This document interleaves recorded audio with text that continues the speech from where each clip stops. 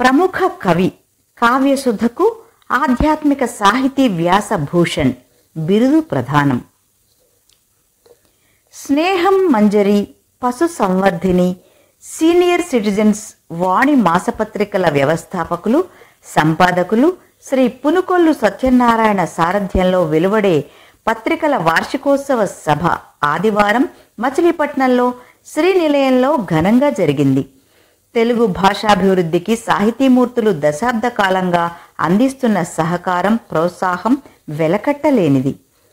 5.5 దశాబ్దాల తెలుగు సాహితీ లోకంలో నేటికి దాదాపుగా 130 దిన, వార, పక్ష, మాసపత్రికల్లో వివిధ ప్రక్రియల్లో తెలుగు భాష కళామ తల్లికి సేవలు చేస్తున్న 2 తెలుగు రాష్ట్రాలలోని పురాతనమైన దేవాలయాల గూర్చి విస్తృతంగా పరిశోధన వ్యాసాలు అందిస్తున్న సేవలను గుర్తించి ప్రముఖ కవి, ఆధ్యాత్మిక వ్యాస రచయిత, వాంగ్మయ భూషణ, సాహితీ సేవారత్న అవార్డు గ్రహీత, ఆధ్యాత్మిక సాహిత్య సామ్రాట్, సీనియర్ జర్నలిస్ట్, అపారమైన సాహిత్య కళాభిరుచి గల శ్రీ కావ్యసుధకు మచిలీపట్నం సీనియర్ సిటిజన్స్ వాణి వార్షికోత్సవ సభలో సంపాదకులు, పత్రికా శిఖామణి శ్రీ పునుకొల్లు సత్యనారాయణ గారు ఆధ్యాత్మిక సాహితీ వ్యాస భూషణ్ బిరుదు ప్రదానం చేసి శాలువా, మెమెంటో, ప్రశంసా పత్రంతో ఘనంగా సత్కరించారు.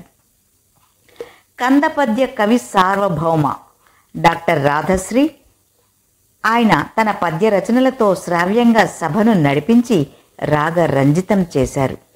తనకు జరిగిన సన్మానానికి స్పందిస్తూ దశాబ్దాల ప్రాచీనమైన గుళ్ళు, గోపురాల గురించి విస్తృతంగా, విపులంగా, సచిత్రాలతో విజ్ఞానదాయకంగా లోతైన పరిశోధన చేస్తున్న నా ఆధ్యాత్మిక సేవలను గుర్తించి ఘనంగా సన్మానించిన పెద్దలందరికీ పేరు పేరున కృతజ్ఞతలు తెలియచేశారు.